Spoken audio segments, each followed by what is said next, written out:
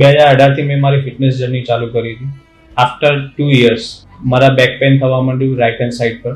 મારા ફ્રેન્ડ્સના અને મારા ફેમિલી ફ્રેન્ડ્સના રિલેશન થ્રુ મને મિશન હેલ્થનો રેફરન્સ મળ્યો.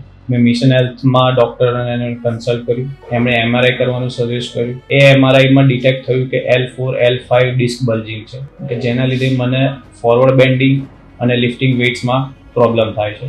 મિશન હેલ્થના ડૉક્ટર્સના સજેશન થ્રુ મેં ફિઝિયોથેરાપી સેશન્સ ચાલુ કર્યા, જ્યાં એમને લેઝર થેરેપી અને 3D non surgical decompression therapy system આપવામાં આવ્યું હતું. લેઝર થેરેપીથી બાયોસ્ટિમ્યુલેશન અને બ્લડ સર્ક્યુલેશન ઇમ્પ્રૂવ કરવામાં આવ્યું હતું.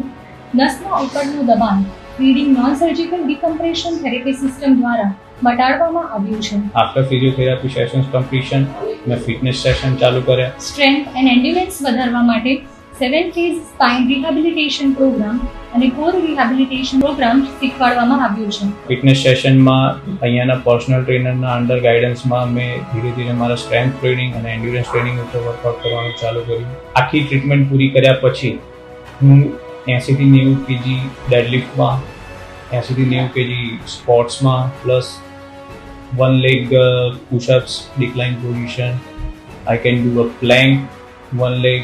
મેં આવી રીતના ધીરે ધીરે કરીને મારી સ્ટ્રેન્થ અને એન્ડ્યુરન્સ ટ્રેનિંગ મેં મારી વધારી. આજના સમયમાં જીગરભાઈ કોઈ બી દુખાવા કે પીડા વગર એવું કહી શકાય કે એ સિવિયર બેક પેનમાંથી નીકળીને આજે પેઇનફ્રી જિંદગી જીવી રહ્યા છે. હું સેટિસ્ફાઈડ છું મિશન હેલ્થના ઓવરઓલ સર્વિસીસથી અને ઓવરઓલ ફિટનેસ